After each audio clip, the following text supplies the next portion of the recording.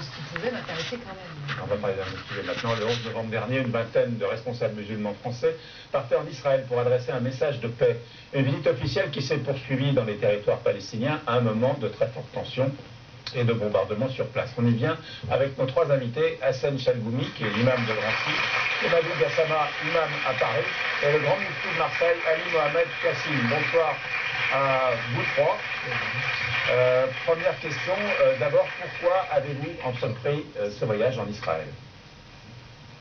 C'est un message de paix, développer aussi le dialogue. Quand même, c'est très important que la première journée, on l'a passée avec le Premier ministre palestinien, M. Fayez, avec le ministre Nabil Chath, avec le ministre des Affaires religieuses, avec le ministre aussi des Affaires religieuses, aussi le Mufti. C'est un dialogue. On a vu la sincérité de dialoguer entre les deux peuples. C'était l'un des messages aussi. Aller à Yad Vashem aussi. C'est très important pour nous tous de montrer comme quoi, malheureusement, le centre de la terre, ni la Mecque, ni Jérusalem, ni le Vatican, le centre de la terre, c'est l'homme. La vie humaine, ça c'est qu'on l'a inspiré aussi, surtout d'être aussi là, à la ville sacrée, prier à l'Aqsa, tous ces imams qui prient à l'Aqsa, ça fait quand même, c'est une chose joyeuse, presque un rêve dans leur vie. 3 jours après votre arrivée, il y a eu des fortes tensions, des frappes qui ont débuté entre Israël et le Hamas. Est-ce que vous vous êtes senti pris en otage dans un conflit qui n'est pas le vôtre? Pour moi, vraiment, ça nous fait très mal d'arriver à cet endroit-là et qu'il y a des bombes qui tombent. Ça, c'est quelque chose qui est regrettable, quoi. Nous aimerons que ça se passe très bien, comme on l'a voulu. Mais on a trouvé deux peuples qui sont là, qui veulent la paix. Pourquoi pas, nous aussi, avec nos petits efforts, les mettre dans cette, pour qu'il y ait la paix dans ce pays-là, dans ces pays-là tous. Est-ce que la reconnaissance d'un État palestinien par les Nations Unies change quelque chose concrètement? Mais ça, c'est une début de tout. C'est une début. Oui, ce qu'il y a. Il faut continuer, parce qu'il n'y a pas la paix. Qu'est-ce que ça change? Personnellement, je trouve dans l'intérêt d'Israël qu'existe Palestine. Ça c'est clair. Et c'est une demande forte. Il faut voir deux États. Il faut peut-être c'est un début de dialogue. C'est très important. Parce que où on a vu, en Palestine, en Israël, on a vu une forte demande des citoyens. On a marre de la guerre. Ils ne veulent plus entendre les sirènes. Ils ne veulent plus entendre tout ça, les martyrs, d'autres choses. Moi je trouve que c'est le moment, avec la voie de soutenir l'action de Fatah.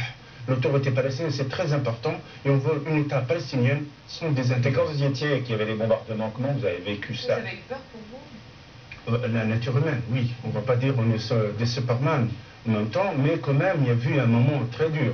Surtout, on a passé une soirée avec son Excellence à la résidence de l'ambassadeur. Ça commençait la sirène, nous on ne sait pas. On croyait que c'est une fête joyeuse, l'accueil. Ah ouais, mais ce n'était pas le cas. Ils sont habitués, ils savaient que ce n'était pas une fête. Oui, l'ambassadeur n'a pas l'habitude, c'est la première fois qu'elle entend la sirène. Et il a croyé qu'elle fait chez lui. Mais là, c'était tout à fait le... Vous étiez aussi du voyage? Oui, j'étais aussi avec eux. Normalement, on est fiers qu'on allait au Proche-Orient. On a parlé aussi avec les deux. Et c'est ça qu'il faut chercher une solution. Parce que normalement, c'est ça qui reste. Même Benoît XVI, il a appelé aussi pour la paix, quoi. On n'est que des hommes de la paix, nous, qu'il va dialoguer, parce que ça fait longtemps qu'ils ont commencé ça, ils n'ont pas trouvé une solution. Hein. C'est le temps maintenant de dialoguer entre les deux pays. Et tout ce qu'on a parlé au Proche-Orient, on a parlé aussi à Palestine. Mais ils doivent rester ensemble. Pardon. Ce voyage, il avait aussi sans doute pour but d'expliquer qu'à l'intérieur de la société française, les divisions qui peuvent exister, la distance entre les différentes communautés doit être un souci pour vous, non? Vous êtes stigmatisé par l'affaire Mera? Oui, tout à fait. C'est une image quand on a dit comme quoi les musulmans de France ne sont pas Mera.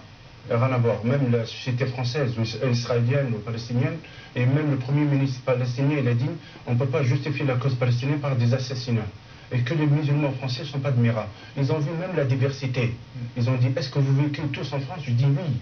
Et ça, les valeurs, cette amitié, ça donnait quand même une image de dénoncer l'intégrisme et de favoriser le mieux vivre ensemble. Mais moi, je veux ajouter un peu que vraiment on doit mettre une fin à ces problèmes des bandits à l'islam. L'islam n'a rien à voir avec ces choses-là. Parce que c'est ça c'est une chose qui est de la criminologie qu'on doit parler. Mais on ne doit pas parler de l'islam avec quelqu'un qui tue des enfants. Ça c'est loin, je pense. Augustin, vous avez Un livre chronique de Jérusalem, Michel, de Guy Delisle. C'est pour revenir donc sur Jérusalem. Guy Delisle, il a reçu pour ce livre le Fauve d'Or à Angoulême l'année dernière, et le livre reparaît dans un coffret inédit pour Noël avec un carnet de croquis inédit. Alors c'est un livre assez incroyable, Chronique de Jérusalem, parce qu'en fait c'est Candide en Terre Sainte. Il est parti, Guy Delisle, en 2008 pendant un an avec sa petite famille, et il décrit en fait son quotidien avec un mélange de naïveté et d'humour absurde, autant dans le scénario d'ailleurs que dans le dessin. Et en fait petit à petit il croque de l'intérieur la réalité du conflit israélo-palestinien. Alors c'est au beau milieu d'un territoire occupé, comme dans un supermarché. C'est dans un bus qui ne dessert pas son quartier, que dans un checkpoint où on doit attendre des heures avant de passer. Et ce qui frappe dans ce livre, c'est une obsession graphique, c'est ce mur de séparation qui représente l'occupation, qui représente aussi l'humiliation quotidienne et qui revient comme une obsession dans ce livre. Vous l'avez franchi à plusieurs reprises, ce mur de séparation. Comment ça se passe concrètement et comment ça s'est passé pour vous? Parce que je suppose que 12 imams, ça passe pas inaperçu. Oui, j'espère que on a le mur de le mur de Berlin, il a tombé. J'espère que ce mur-là aussi, et qu'il y a peu de murs entre les peuples. Ça, c'est notre espoir. Il va faire plus politique qu'une autre chose, malheureusement. Nadine Morano, un mot sur ce que vous venez d'entendre?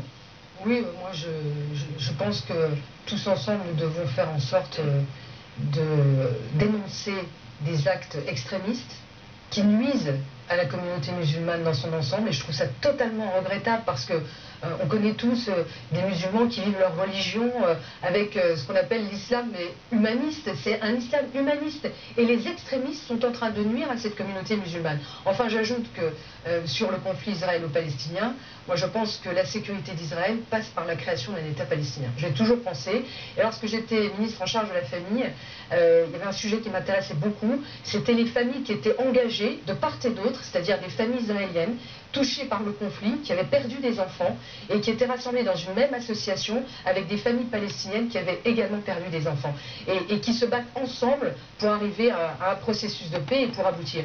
Et je terminerai par dire que le dialogue interreligieux peut apporter beaucoup de sérénité et beaucoup d'apaisement dans tout cela. Et donc leur mission, leur rôle est extrêmement important. Alors on va passer à un tout autre sujet maintenant avec Jean-Michel Apathy.